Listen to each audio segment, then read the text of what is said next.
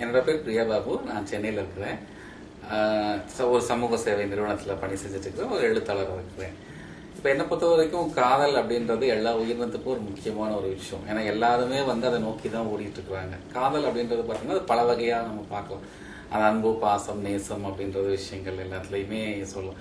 So திருநங்கைகளும் அந்த காதலை நோக்கி தான் ஓடிட்டு இருக்கிறாங்க. அந்த காதல் சரியான காதல் கிடைக்கணும் அப்படின்றதுக்காக தான்.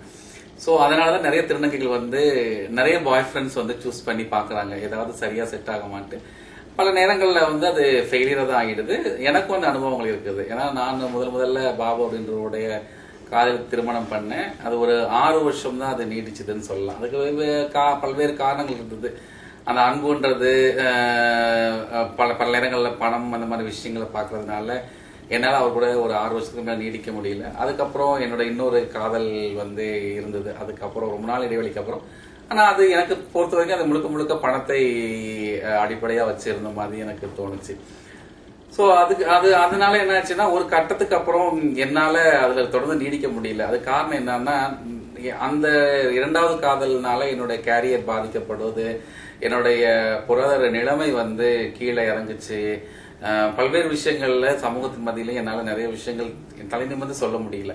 சோ இதெல்லாம் யோசனை பண்ணி பார்க்கும் பொழுது காதலா கேரியரான்னு வரும்போது நான் கேரியரை தான் சூஸ் பண்ணேன்.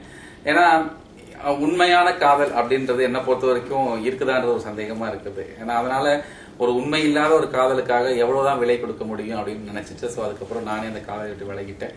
ஸோ இன்னைக்கு இன்னும் நான் ஒரு சரியான காதலை தான் எதிர்பார்த்துட்டு இருக்கிறேன். ஏன்னா கண்டிப்பா இறக்குற வரைக்கும் எல்லா மனுஷனுக்கும் ஒரு ஊன்றுகோல் தேவை. அந்த ஊன்றுகோல் கண்டிப்பா பல நேரங்கள்ல ஒரு அன்பு, அது ஒரு காதல் நம்ம ஒரு வடிவமைச்சுக்கிறோம்.